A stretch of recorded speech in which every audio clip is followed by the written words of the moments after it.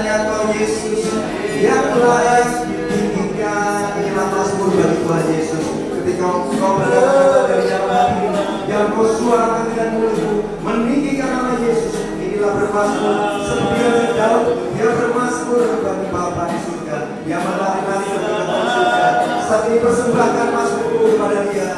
Yesus, hanya Kau yang ditinggikan, hanya Kau yang dimuliakan. Namamu besar, namamu agung, namamu mulia Tuhan. Ajar setiap kami selalu bermazmur, ajar kami hati kami keluar nyanyian baru bagi Kau ya Yesus Tuhan, Raja segala raja. Engkaulah Tuhan kami, Engkaulah sahabat kami Tuhan.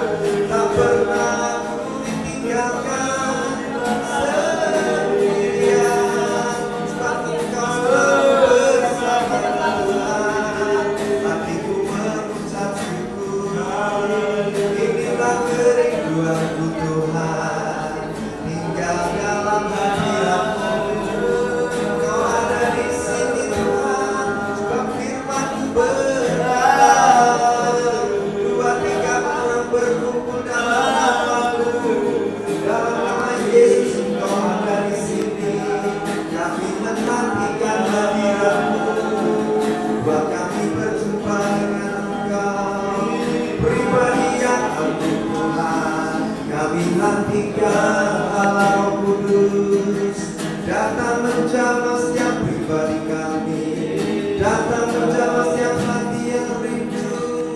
Yesus, terimalah segala pujian hormat kami, sebab dengan apa dapat kami membalas segala kebaikan-Mu ya Tuhan, selain dari hati yang murni, selain dari hati yang sungguh-sungguh diberikan kepada Tuhan melalui ucapan syukur-Mu, melalui penyembahan-Mu dari hati-Mu yang sederhana. Sesederhana apapun Tuhan melihat di dalam hati-Mu.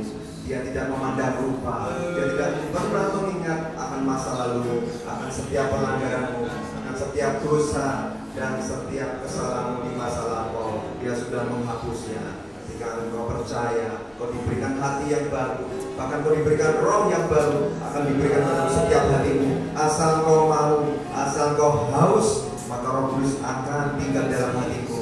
Terus tinggikan nama Tuhan Yesus. Belajar terus dari mulutmu keluar puji-pujian dan nyanyian baru. Hanya Engkau, serukan namanya. Oh, pribadi yang mengenal hatiku, tiada yang tersembunyi bagimu.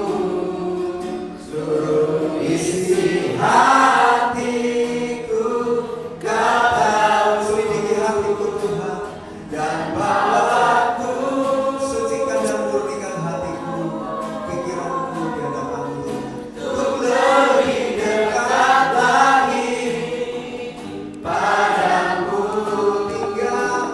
Tinggal dalam indahnya dekapan kasih-Mu. Mari anak-anak SMTK, taruh tangannya di dadamu. Maka mau berdoa buat setiap kalian. Tuhan Yesus, Kau melihat setiap anak-anak di tempat ini yang menaruh tangan kanannya di dadanya.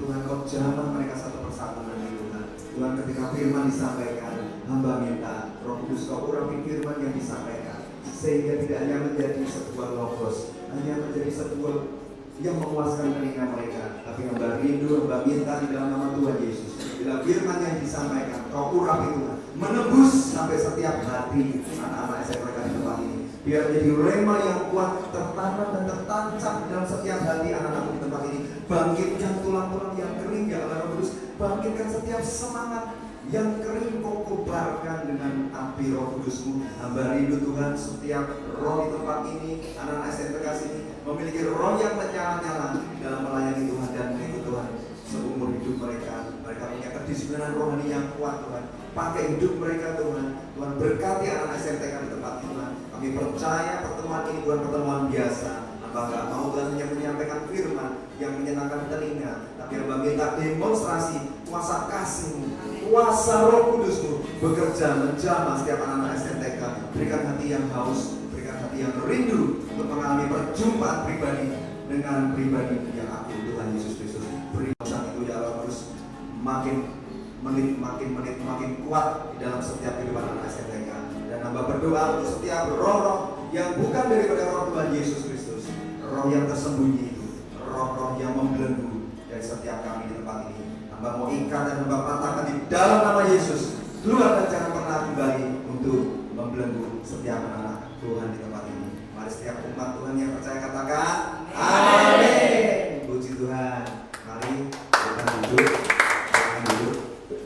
Ya, ini kakak juga duduk aja karena formatnya kan pada duduk. Nanti kalau kakak berdiri sendiri aneh ya. Jadi pertama kali kakak dan tim ucapkan terima kasih ya kepada Pak Yunus yang sudah memberi kesempatan buat kami melayani, berbagi tentang isi hati Tuhan pada anak-anak SMTK di sini. Ini sebuah tidak hanya kerinduan tapi sebuah kebanggaan yang besar. Amin. Anak pasti bangga loh, kakak aja bisa di tempat ini aja merasa sukacita dan bangga. Bisa berjumpa dengan kalian itu buat kakak sebuah kebanggaan, sebuah sukacita. Amin. Karena kakak bawa kasihnya Tuhan. Nah nanti kalian mesti bertanya, apa sih kasih Tuhan? Aku kan pernah dengar, pernah merasakan. Nah nanti kita sama-sama berharap ya supaya kasih Tuhan itu sungguh bisa anak-anak SMTK teman-teman rasakan yang belum pernah dirasakan sebelumnya. Dia itu, Yesus itu enggak sulit untuk dirasakan kok. Ketika kau buka hati, izinkan dia masuk, nanti merasakan kasihnya, damai sejahtera yang baru, sukacita yang baru. Ya, ini kakak sedang tidak mengajarkan suatu produk apapun, tetap semuanya di dalam nama Tuhan Yesus Kristus, sebuah pribadi yang agung. Amin. Berapa banyak kakak mau tahu berapa banyak di tempat ini yang sudah percaya Yesus adalah Tuhan dan Juru Selamat? Ini pertanyaannya memang pertanyaan konyol, tapi jangan-jangan masih ada yang belum angkat tangan dulu. Ya kita cek ya. Kok belum ada yang angkat tangan? Bapak Sulaiman? Kurang menyimak mungkin ya. Siapa yang sudah percaya bahwa Yesus adalah Tuhan dan Juru Selamat pribadi? Puji Tuhan, turun tangan. Siapakah yang sudah merasa yakin bahwa namanya sudah tercatat di dalam kitab kehidupan di surga? Angkat tangan. Wes, loh, kok ada yang kipas-kipas berarti belum yakin? Loh, coba diulangi.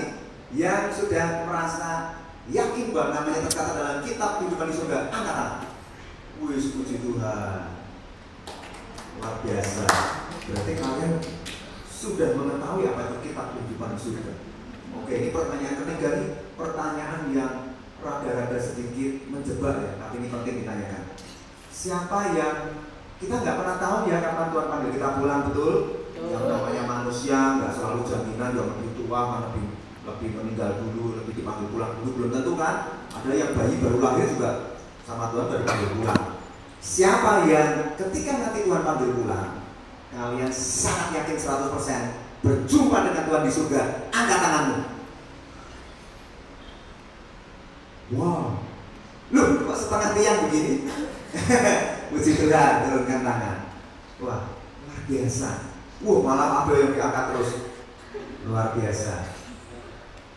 Oke, ini berarti kalian ini sungguh-sungguh imannya di dasar fondasi yang kuat ya, di dalam nama Tuhan Yesus Kristus. Amin. Tapi tetap kakak akan mengajarkan dari kitab Wahyu ya. Kita sama-sama buka kitab Wahyu. Ini pasti kitab yang jarang dibahas mungkin ya. Jarang dibahas, tapi kakak mau bagikan di tempat ini. Dari Wahyu pasal yang ke-20 ayat yang ke-11 sampai ke-15. Nah, yang sudah ketemu katakan amin. Oke, nah kakak baca yang ayat 11 yang ganjil, teman-teman baca yang ayat genap ya. Hukuman yang terakhir.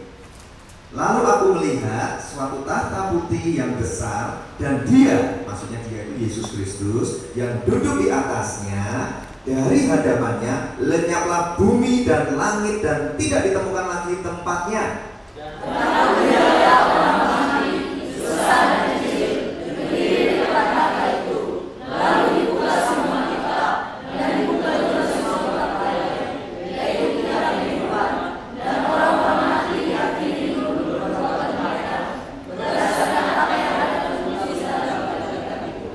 Maka laut menyerahkan orang-orang mati yang ada di dalamnya, dan maut dan kerajaan maut menyerahkan orang-orang mati yang ada di dalamnya, dan mereka dihakimi masing-masing menurut perbuatannya. Lalu maut dan kerajaan maut itu didapatkan pada laut mati. Itulah kematian yang kedua, lautan mati. Dan setiap orang yang tidak ditemukan namanya tertulis di dalam kitab kehidupan itu, ia dilemparkan ke dalam lautan api. Nah, itulah sebabnya ketika katanya siapa yang belum yakin namanya tercatat di kitab kehidupan. Sebab yang belum yakin nanti harus didoakan ya, supaya namanya tercatat dalam kitab kehidupan. Ya, sebab kalau tidak tercatat dalam kitab kehidupan, apa yang terjadi tadi? Dilempar ke dalam lautan api. Apa itu lautan api? Ya, jurang maut atau neraka, api neraka yang kekal. Oke, nah kita mau sama-sama belajar ya. Biarkan kakak terus mengalir bersama hikmat dari Roh Kudus. Nanti kalian mendengarkan. Ayat yang 11. Aku melihat satu tahta putih yang besar, dan dia yang duduk di atasnya. Dari hadapannya lenyaplah bumi dan langit, dan tidak ditemukan lagi tempatnya. Berarti istilahnya apa ini? Kalau sudah nggak ada lagi langit dan bumi, sudah nggak ada lagi, berarti namanya nah, alias kedatangan Tuhan Yesus Kristus ya. Nanti kalau Tuhan datang berarti sudah tidak ditemukan lagi, tapi diberi langit dan bumi yang baru ya. Tapi Yesus datang nanti kita apa nih? Penglihatan yang dilihat oleh Rasul Yohanes ya, yang menulis kitab Wahyu adalah Rasul Tuhan Yesus yang namanya Yohanes. Yohanes apa Yohanes? Yohanes kan sama aja ya. Ya, Yohanes ini atau Yohanes itu adalah rasul yang kalau menurut Alkitab yang paling dikasih. Sebenarnya enggak juga ya, semua rasul, semua murid dikasih Tuhan. Cuma memang Yohanes ini spesial, dikhususkan dia tidak martir, tidak mati syahid, ya, dibiarkan sampai tua untuk terima penglihatan dari Tuhan Yesus. Nah, dia melihat apa? Ketika di Pulau Patmos, dia melihat banyak penglihatan tentang nubuatan akhir zaman. Nah, makanya muncullah kitab Wahyu ditulis oleh Yohanes. Nah, si Yohanes ini melihat apa di Pulau Patmos? Kalau di pasal 20 dia melihat sebuah gambaran ya. Gambaran bahwa dia melihat sebuah tahta putih yang besar, dan Yesus duduk di atas tahta putih tadi ya, berarti Yesus memerintah di tahta putih ya, tahtanya Tuhan Yesus. Lalu dia melihat orang-orang mati besar dan kecil berdiri di depan tahta itu. Lalu dibuka semua kitab, dan dibuka juga sebuah kitab yang lain, yaitu kitab kehidupan. Dan orang-orang mati dihakimi menurut perbuatan mereka berdasarkan apa yang ada tertulis di dalam kitab-kitab itu. Dan aku melihat orang mati besar dan kecil berdiri di depan tahta itu. Nah, ini kakak mau tanya, berarti kan Yohanes ini melihat nih ada orang mati besar kecil berdiri di depan tahta. Nah, pertanyaan kakak nih, kok orang mati bisa berdiri ya? Saya tahu ya, coba diulangi ya. Dan aku melihat, maksudnya si Yohanes ini melihat dalam penglihatannya, diizinkan oleh Roh Kudus melihat penglihatan ini supaya ditulis dan menjadi peringatan buat kita semua. Kok yang dilihat adalah orang-orang mati besar dan kecil berdiri depan tahta itu. Loh, orang mati kan mestinya posisinya tidur. Orang mati kan sudah dikubur. Kok yang dilihat orang mati berdiri? Berarti orang mati ini nggak mati dong. Besar dan kecil lagi. Nah, jadi begini. Kita harus tahu bahwa kalau hewan ciptaan Tuhan mati, itu ya sudah. Misalnya ada anjing mati ketabrak mobil, ya sudah, begitu aja hilang, lenyap. Tetapi kalau manusia yang diciptakan segambar dan serupa dengan Allah yang diberi kehendak bebas, yaitu kita, manusia yang paling dicintai Tuhan, makhluk ciptaan yang paling spesial, yang paling dicintai Tuhan, supaya kita bisa berkasih-kasihan dengan Tuhan, bisa saling bisa untuk memuji menyembah Tuhan, meresponi kasihnya, itu kita. Nah, kalau manusia itu mati, ternyata nggak cuma lenyap begitu aja. Kita nggak boleh percaya pada pengajaran yang mengatakan kalau manusia mati udah hilang begitu lenyap aja. Makanya kalau terus berbuat dosa nggak ada masalah. Hati-hati. Kenapa? Karena itu sebuah pengajaran yang salah. Setiap manusia nanti semua perbuatan kita itu ternyata dicatat sama malaikat Tuhan di dalam kitab-kitab yang lain. Karena tadi kita baca semua orang akan dihakimi menurut perbuatannya kan. Nah, berarti setiap kita nggak luput dari pencatatan malaikat-malaikat Tuhan di dalam setiap kitab-kitab itu. Kitab yang mencatat setiap perbuatan umat manusia di seluruh dunia itu, ya kitab-kitab yang lain itu. Tapi ada satu kitab yang hanya dibuka oleh Tuhan Yesus, anak domba Allah itu, yaitu kitab kehidupan. Kalau namamu nggak tercatat di sana, atau namanya kakak nggak ada di situ, ya sudah, berarti nggak masuk dalam kerajaan surga. Tetapi lawannya, kita masuk dalam kerajaan setan, yaitu neraka. Nah, kok bisa ya orang mati besar dan kecil berdiri di depan tahta Allah? Untuk apa? Ternyata orang mati kita ini suatu hari itu akan mengalami penghakiman. Ya, cuma kalau orang sudah percaya dalam Tuhan Yesus, dia tidak mengalami penghakiman yang akan diusir atau dibuang ke dalam lautan api. Tapi kita akan berjumpa dengan Tuhan Yesus dan dibawa masuk ke rumah Bapa di surga. Karena Tuhan mengatakan di rumah Bapakku banyak tempat tinggal. Kalau nggak demikian aku nggak akan mengatakannya kepadamu. Ya, jadi kita tuh nggak akan pernah sia-sia iman percaya kita pada Tuhan. Tapi ingat, ternyata kita itu selama-lamanya tidak pernah bisa mati. Nah, ini jangan bingung dulu ya. Kakak ulangi, ingat, kita ini tidak pernah bisa mati. Loh, buktinya apa? Lah tadi orang mati berdiri besar dan kecil. Artinya apa? Kita hanya bisa meninggal dunia. Nah, beda loh ya. Meninggal dunia itu artinya meninggalkan dunia ini. Nah, pertanyaannya, detik kalian meninggalkan dunia ini melek mata dan mana? Kalau yang belum di dalam Tuhan, belum di dalam Tuhan Yesus, Anda berjumpa dengan maut. Maut menjemputmu dan roh kita disimpan di kerajaan maut. Nah, nanti kakak jelaskan. Tapi kalau kita yang sudah di dalam Tuhan Yesus, kita melek mata, ya ketemunya Tuhan. Sudah mengulurkan tangannya dan memeluk kita. Mari anakku yang setia, masuklah dalam kebahagiaan Tuhanku. Kita masuk dalam rumah Bapa. Nah, kita tidak bisa mati. Teman-teman pilih mana nih? Mati satu kali, ya, maksudnya meninggal satu kali, hidup dua kali, atau mati dua kali, hidup sekali. Nah, saya jelaskan juga nih. Wah, mulai agak berat ya. Tapi kan tadi teman-teman cerdas semua nih. Waktu cerdas semua kan hafal semua kan. Pilih mana? Mati satu kali, hidup dua kali, atau mati dua kali, hidup sekali? Jadi bingung. Pilih mana? Ya, maksudnya begini loh ya, kakak bikin gampang deh. Waktu kita dilahirkan dari perutnya mama, perut ibu, kan kita lahir, ya kan? Lahir sekali kan, hidup sekali. Nah, kemudian kan kita nanti meninggal dunia nih satu kali, ketemu Tuhan. Kan kita nanti diberi hidup yang kekal, hidup kekal selama-lamanya. Kan dibangkitkan kembali. Orang yang sudah mati mendahului kita kan nanti akan dibangkitkan kembali bersama-sama dengan Tuhan di surga ya. Jadi kita mengalami kehidupan yang kedua, kekal bersama Tuhan Yesus. Tapi yang di luar Tuhan Yesus matinya dua kali. Benar nggak?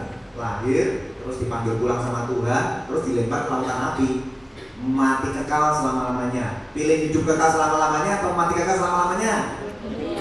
Amin ya. Jadi jelas kita memilih jalan Tuhan, jalan kebenarannya. Lanjut ya. Dan dibuka sebuah kitab yang lain, yaitu kitab kehidupan. Orang-orang mati dihakimi menurut perbuatannya berdasarkan apa yang tertulis di dalam kitab-kitab itu. Nah, jadi teman-teman ingat, jangan pernah merasa, yang penting kan sudah percaya Tuhan Yesus, perbuatanku, meskipun perbuatanku ini gak benar, masih berbuat dosa, masih kompromi dengan dosa, masih juga terikat dengan kebiasaan-kebiasaan buruk yang lama. Padahal Tuhan bilang apa? Aku menebusmu itu dari cara hidupmu yang sia-sia, bukan dengan barang yang fana, bukan dengan emas dan perak, tapi dengan darahku yang mahal. Nah artinya apa? Kalian jangan merasa udah yang penting kan aku pernah didoakan terima Yesus. Dengan mulut aku mengaku, dengan hati aku percaya, cukup dong, pasti masuk ke surga. Ya, memang anugerah itu diberikan kepada kalian cuma-cuma ketika Anda mau terima. Tapi ingat loh, ingat bahwa semua perbuatan kita ini anak-anak Tuhan itu juga nanti dicatat di dalam kitab-kitab yang lain untuk dicek. Apakah perbuatan kita itu mencerminkan sebuah pertobatan enggak? Kan ada juga dong orang yang percaya Tuhan tapi kebiasaan dulunya nggak berubah. Misalnya yang suka marah masih tetap marah, yang gampang tersinggung makin mudah tersinggung, menyimpan banyak kepahitan. Kalau dengar dikit namanya udah panas. Wah, misalnya si Budi benci sama si Acong. Wah, dia udah bilang pokoknya jangan sampai ya si Acong main kesini nanti gua bacok. Wah, ya kan? Atau mungkin si Siti benci sama si Nur Iman misalnya. Nah, ini juga menjadi satu pertanyaan. Sudah percaya Tuhan, kok hidup kita masih terbelenggu dengan kehidupan manusia lama kita? Ya, apa yang terjadi nih? Makanya Tuhan ingatkan nih, perbuatan-perbuatan kita pun dicatat. Harusnya orang percaya Tuhan itu menghasilkan pertobatan yang mengarah pada perbuatan yang baik. Kita menghasilkan apa yang namanya Galatia 5 ayat 22 apa? Buah-buah roh. Ya, udah pada tahu kan 9 buah roh. Nah, harusnya menghasilkan seperti itu. Yang memang jatuh bangun hal yang wajar. Tapi kalau orang sudah percaya Tuhan Yesus, di dalam hatinya sudah ada Roh Kudus. Roh Kudus nanti yang akan menasihati kalian, mengingatkan, jangan menyimpan kepahitan ya, jangan menyimpan amarah ya. Bukankah Tuhan berfirman, kasihilah musuhmu. Loh, kalau kasihilah sesamamu itu mudah, apalagi orang itu juga sudah mengasihimu. Tapi kalau kasihilah musuhmu, wah susah. Berdoalah bagi mereka yang menganiaya kamu, itu perintah Tuhan loh. Ya, perintah Tuhan loh. Jika engkau ditampar pipi kirimu, berikan pipi kananmu, perintah Tuhan bukan? Perintahnya kan? Tapi kenyataannya apa betul? Kalian baru disakiti dikit udah awas ya, udah. Ibaratnya apa tuh, air mendidih itu lebih mendidih hatimu nih, ya. Waduh. Nah, ini menjadi sebuah introspeksi diri ya anak-anak, teman-teman di tempat ini. Coba dikoreksi ketika firman disampaikan. Ada nggak sih perbuatan-perbuatan kita yang masih belum berkenan di hadapan Tuhan? Ini tadi kakak menjelaskan yang sifatnya karakter manusia lama. Harusnya karakter manusia lama sudah mulai ditinggalkan.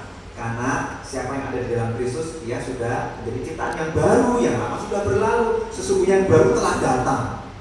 Nah, coba nanti teman-teman yang sudah saling akrab itu saling ingetin.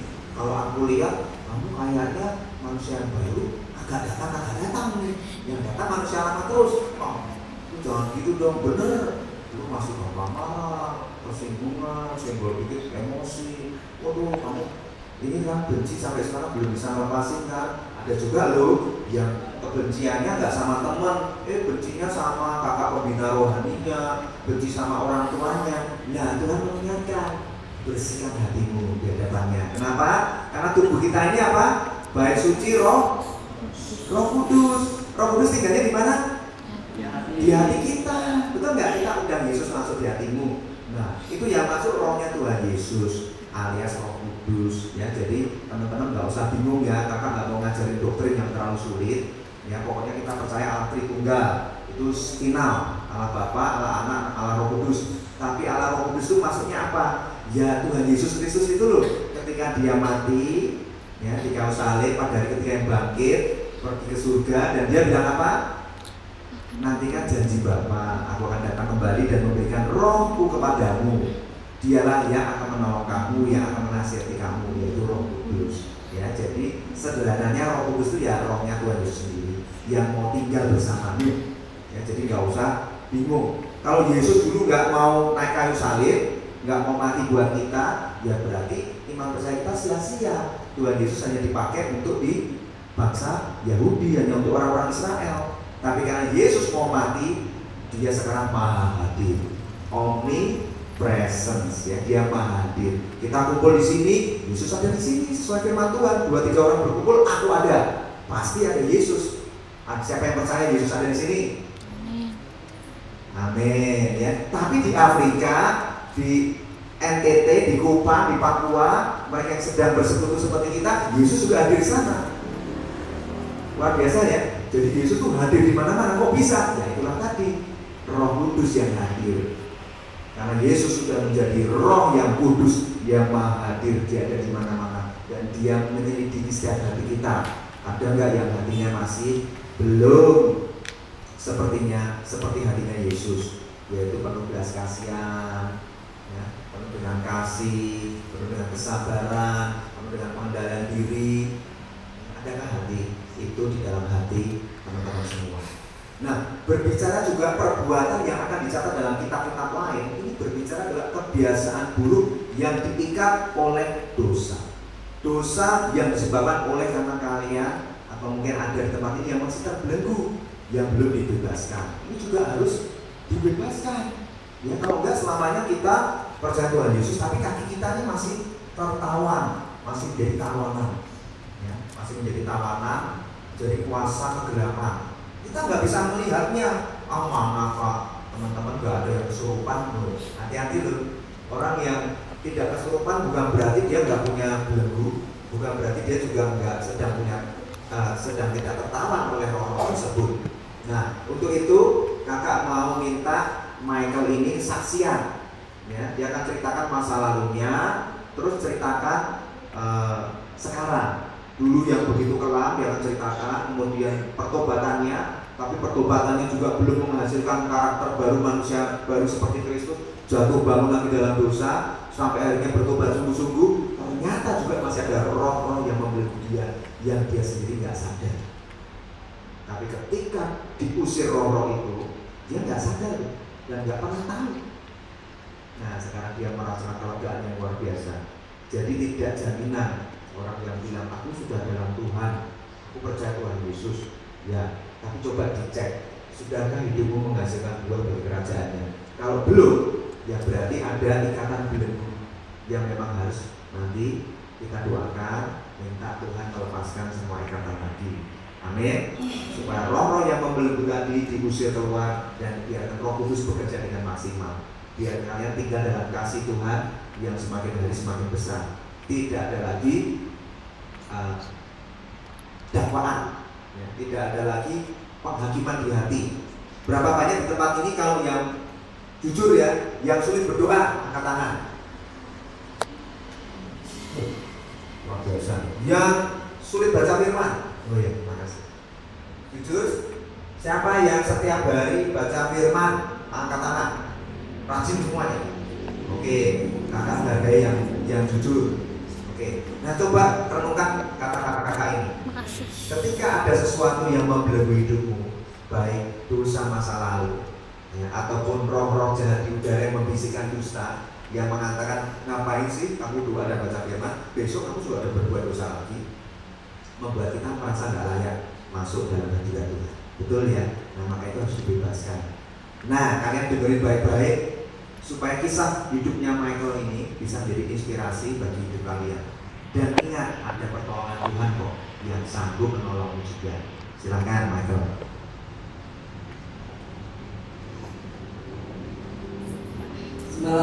Selamat malam semuanya. Salam. Harus semangat. Salam. Harus semangat ya.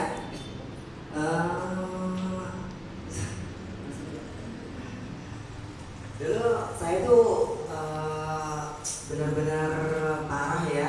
Dalam arti parah, saya komplit dosanya itu jadinya bingung nih bagaimana, karena kepahitan, kenajisan dan juga cinta uang juga sih gitu ya. Karena memang awal mulanya saya seorang muslim, maksudnya bapak ibu saya itu benar-benar muslim tulen gitu ya. Karena nama lahir saya itu Muhammad Yamin, saya dibaptis ganti nama jadi Michael Yamin sekarang. Gitu, puji Tuhan. Awal mula saya anak bungsu dari 6 bersaudara. Saya diperlakukan, saya sangat dimanja sekali sama orang tua saya. Saya sangat dimanja, jadi benar-benar kayak wanita banget gitu ya. Jadi orang tua saya tuh memperlakukan saya tuh kayak cewek gitu ya. Menjadi pribadi saya yang agak-agak kemayu gitu, ke wanita-wanitaan gitu. Nah ditambah lagi pokoknya gitu ya, karena saya tuh 6 bersaudara, kakak cewek saya cuma 1 gitu. Saya pakai, maksudnya diperlakukan cewek, saya pakai baju kakak perempuan saya gitu, pakai lipstik kakak perempuan saya gitu. Jadi benar-benar kayak cewek banget gitu ya.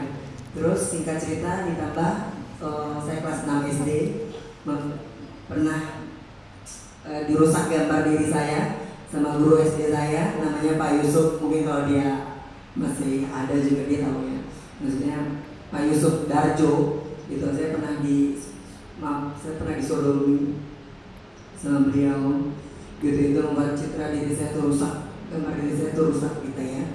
Nah singkat cerita 2010 saya kenal tim Solusi gitu. Pada saat acara TV Solusi itu temanya waria, pada saat itu yang paling menyentuh saya gitu ya. Akhirnya saya tuh telepon dan sama tim Solusi itu, dan akhirnya saya dilayani ya. Dia sering ke rumah gitu, saya dilayani sama Ibu Mince Adikis pada saat itu. Dia sering ke rumah, dan akhirnya keluarga saya yang muslim itu nggak terima kalau saya tuh doa-doain. Kenapa sih doanya tuh ada Tuhan Yesus segala gitu, karena memang keluarga kita tuh muslim tulen. Dan 23 Oktober 2010 akhirnya saya komitmen ke keluarga saya, karena memang papa saya 2009 udah meninggal. Ada abang-abang saya dan ibu saya 1, karena kita musyawarah gitu kan. Keluarga saya nggak terima, dan akhirnya mereka menganggap saya udah gitu, soalnya pergi gitu kan. Maksudnya saya diusir dari sama mereka gitu. Baju-baju saya dibuang gitu ya dari lemari ke keluar kayak untuk komitmen saya bahwa saya ikut Yesus gitu ya. Dan di situ saya merasa kepahitan gitu ya. Akte kelahiran saya disobek, saya nggak punya apa-apa gitu ya. Nah, akhirnya saya hijrah dari niatnya saya punya teman di Kebun Kacang Tanah Abang gitu. Tanah Abang dari sana saya kenal dunia jalanan, sampai akhirnya saya dijual belikan. Ketemu Germo namanya Kak Ula dan Kak Puspa. Germo saya ini meninggal jatuh dari kamar mandi Januari 2011 gitu. Dia jatuh dari kamar mandi, jantungnya kena rusak, dan akhirnya itu tuh masa-masa sulit saya gitu loh, benar-benar masa-masa sulit gitu. Dan benar-benar masa sulit saya banget gitu. Akhirnya saya memutuskan untuk hijrah ke Tangerang 2012. Saya kerja di Mazda Serpong, dan akhirnya jadi sales, naik OB sales, dan di banyak customer yang benar atau yang nggak benar saya juga dijual belikan juga ya, terutama sama manajer sana juga gitu ya. Sehingga cerita 2014 saya ketemu Pak Cahya Nugraha di sebuah restoran Sago Kitchen. Walau itu saya masih agak-agak kemayu ya, pakai lipstick, pakai bedak gitu ya. Karena memang saya tuh dulu sempat mangkal di lampu merah juga gitu. Maksudnya di lampu merah BSD saya sempat mangkal gitu, karena memang pribadi saya itu memang rusak gitu loh. Wanita banget gitu ya, sampai benar-benar dandan kayak cewek gitu ya. Akhirnya puji Tuhan, kasih karunia Tuhan, saya diambil dari restoran Sago Kitchen. Karena memang saya dengan lanjut koreografi yang ada kemayu gitu ya. Pak Cahya, dulu istrinya Pak Cahya yang pertama kali nginjilin saya gitu ya. Hei, kamu tuh cowok cewek gitu. Tuhan tuh cuma menciptakan 2, cewek dan cowok. Kamu tuh yang mana? Gitu. Akhirnya saya curhat sama dia gitu. Iya Bu saya. Dan akhirnya saya dikasih sebuah kartu nama, datang ke studio. Itu studio ya Pak. Itu Agustus 23 Agustus, besoknya 24 saya ulang tahun gitu. Maksudnya aku agak grogi sih gitu. Jadi puji Tuhan, maksudnya kasih karunia Tuhan gitu ya. Di Sago itu sih sebetulnya banyak gitu ya, customer saya tuh di sana semua, bisa dibilang kan customer semua di SMS Sumarekon Serpong itu banyak. Jadi customer yang gak benar sampai yang benar tuh ada di situ, dan membuat manusia saya tuh benar-benar bertumbuh ya di sana ya Pak. Sampai saya sudah sampai kabur ya Pak ke Cilegon, karena memang, tapi puji Tuhan, Tuhan balikan saya lagi lagi ke Komsel dan benar-benar dididiknya tuh luar biasa gitu. Jadi ibaratnya Tuhan, baiknya Tuhan tuh pribadi saya yang hancur gitu ya, tapi Tuhan pulihkan jadi sekarang gitu sih. Puji Tuhan, dari saya nggak punya apa-apa, saya diusir keluarga, saya dibenci sama orang, tapi puji Tuhan, Tuhan gantikan dengan 100 kali lipat. Itu aja. Terima kasih.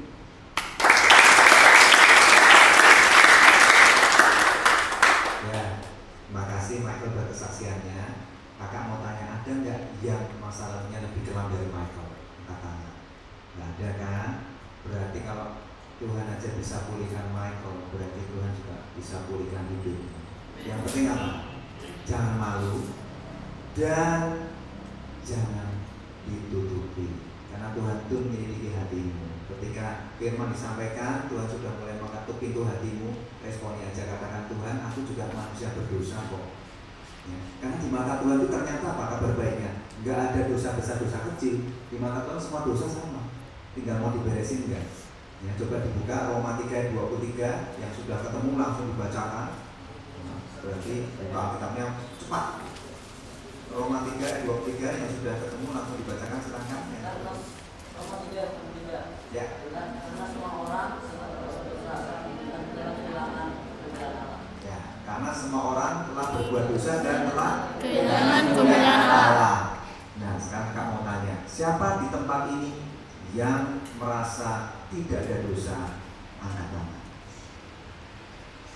Berarti kita kompak ya, kita mengakui bahwa Tuhan, aku manusia berdosa juga, cuma aku telah kau tebus dengan darahmu yang mahal. Tapi kalau kita jujur benar, nanti Roh Kudus bisa ngomong kok. Ada dosa yang kamu sembunyikan, pelanggaran masa lalu yang belum kamu bereskan, Roh Kudus pasti ngomong. Nah, kakak memang nggak tahu nih, karena nggak diwahyukan satu persatu. Tapi Roh Kudus sudah ngomong ke hati kalian masing-masing. Ngomongnya apa? Ya itu tuh. Ya tadi barusan muncul di telingamu, baru muncul di hatimu. Nah itu yang Roh Kudus minta bereskan. Yang tadi misalnya punya kepahitan sama temennya, nah harus dilepaskan kepahitan itu. Nanti doakan temanmu itu ya, untuk mengampuni dan memaafkan kunci kesembuhanmu. Nanti doakan yang menyakiti hatimu. Jangan berkata enak aja, kan dia membuat saya sakit hati, maksud saya mengampuni dan mendoakan dia. Ya itulah firman Tuhan. Ya, kasihlah musuhmu, berdoalah bagi mereka yang menanya kamu. Lah nggak bisa, saya nggak bisa. Nanti Roh Kudus yang memampukan, yang buat kamu bisa. Emang Yesus itu sebetulnya mampu untuk terus memanggul salibnya. 3 kali lagi jatuh, 3 kali dia jatuh memanggul salibnya. Dan dia harus menyerahkan nyawanya. Berat, tapi dia berikan, ini loh, kasihku begitu besar atas hidupmu.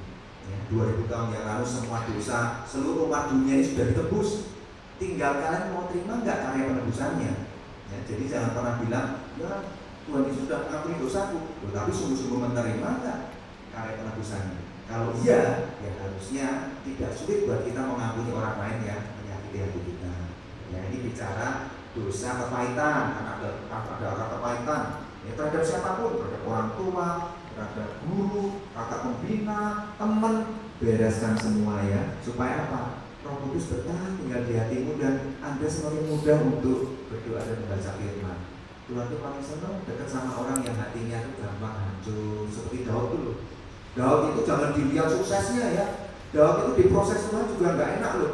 Ketika dia jatuh dalam kesombongan, berdiri di sotong rumahnya, melihat siapa yang cantik, seksi lagi mandi. Pada mereka semua nih, lawang orang mandi, kok diintip, ya jadinya jatuh, ya. Ya itu juga ini dosa ini juga jangan-jangan mengintip kita loh. Ini kan yang laki-laki, yang perempuan masih pada muda nih. Apakah ada dosa percabulan dalam hidup kita? Ya kakak ngomong begini bukan menuduh ya, tapi kalau ngomong ada yang terkoreksi, nanti jangan malu, responnya aja. Supaya Tuhan membebaskan dari sekali kata. Ya Daud aja nggak malu. Ya. Dari sebuah ngintip orang mandi sampai akhirnya dia menginginkan Batseba, padahal Batseba istrinya Uria sudah punya suami. Berniat jahat, kalau begitu Uria diputus perang aja, suruh maju paling depan, ya pasti mati. Dia kan mau suruh maju di barisan paling depan, memang sengaja dibunuh sama Daud. Dosa nih kalau enggak bertobat ternyata kok direspon nih dari dosa bohong. Pertama sih tentang dosa percabulan, pornografi, you know. Mungkin kita terikat dengan masturbasi. Aduh Pak, dari dulu memang sejak SD saya sudah masturbasi, sampai sekarang ya nggak bisa sembuh. Siapa bilang? Tuhan bisa membebaskanmu kalau kamu mau. Ya. Jadi jangan kita hidup dalam dua kebimbangan ya. Satu sisi kita berseru Yesus, tapi satu sisi kita masih terikat menjadi hamba dosa. Kita harus bersih menjadi hamba Tuhan 100%, tidak ada ikatan apapun. Nah, akibatnya apa Daud?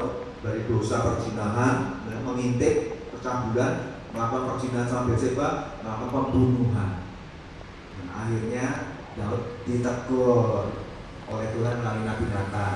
Nah untungnya kok hatinya lembut ya. Padahal Daud bisa aja untuk memerintahkan supaya Nabi Nathan dibunuh bisa, tapi dia memilih untuk bertobat. Inilah yang membuat Tuhan mengatakan Daud ini adalah hambaku yang paling dikasihi, yang hatinya melekat pada Tuhan. Disebut Daud. Daud itu punya julukan orang yang hatinya sangat dekat sama Tuhan. Karena ketika ditegur atas dosanya, dia memilih untuk apa? Hancur hati, dan dia sampai tertelungkup untuk memohon pengampunan sama Tuhan. 3 hari 3 malam, nggak makan, nggak minum, untuk minta supaya Tuhan mengampuni dosanya. Ini membuat Tuhan yang tadinya berpaling melihat kembali ke Daud. Hambaku yang luar biasa, mau mengakui segala dosa-dosanya, tidak ada kesombongan, tidak ada malu, tidak ada perasaan apapun. Dia beresin hubungan pribadinya dengan Tuhan. Makanya dari situ Daud bisa keluar banyak nyanyian-nyanyian kan, puji-pujian, mazmur-mazmur, keluar dari hati Daud yang menyembah. Karena memang hatinya murni di hadapan Tuhan. Bahkan dia setiap hari berdoa, Tuhan kalau ada yang nggak beres di hatiku, tolong Tuhan tegur aku dan bereskan. Jadikan aku bejanamu yang mulia, ya yang setiap hari kau bentuk Tuhan seperti yang kau ingini, karena Tuhan penjunan kita ini cuma tanah liat. Kalau tanah liat